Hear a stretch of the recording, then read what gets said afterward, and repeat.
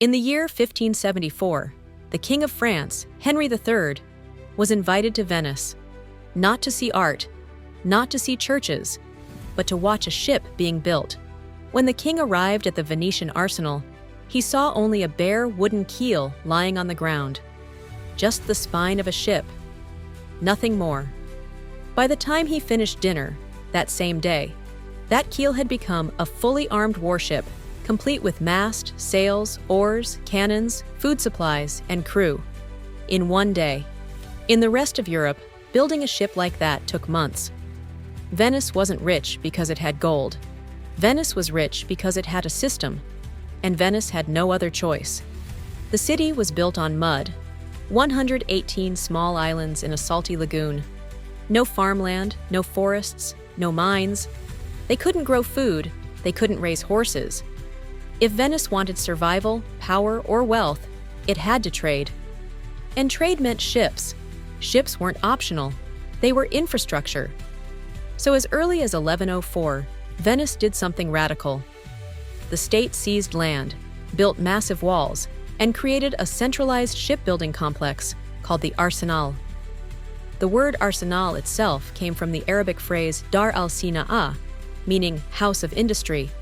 That name wasn't symbolic, it was literal. This wasn't art, this was economic survival. Inside those walls, Venice invented ideas that wouldn't become famous until 800 years later.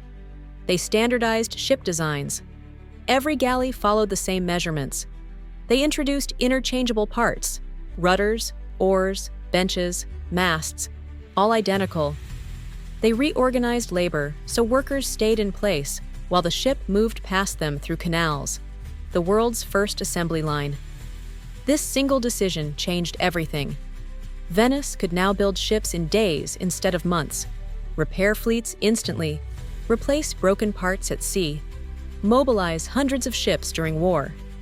At its peak, the arsenal covered 110 acres, employed up to 16,000 workers, and occupied 15% of the entire city of Venice.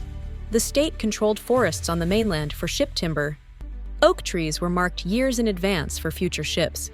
They controlled hemp supply routes from Russia to make rope. They built rope factories over 300 meters long, designed so ropes could be spun in a single unbroken strand. They ran foundries to cast cannons, anchors, and nails. Millions of them. Nothing critical was outsourced. No supplier risk, no delays, no dependence on foreign powers.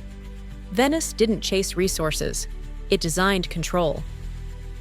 The arsenal deliberately de-skilled production. One worker shaped ribs, one made nails, one handled rope, one fitted masts. No single person understood the entire ship. That meant workers could be replaced.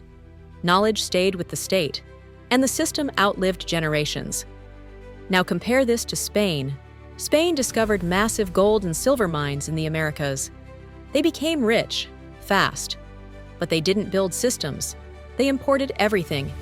When the gold slowed, Spain collapsed. Venice had no gold, but it had repeatable processes. One created temporary wealth, the other created durable power. And that leads to the real lesson. Genius scales people, systems scale civilizations. Gold runs out, talent retires, heroes die. But systems, when designed well, keep producing value long after their creators are gone.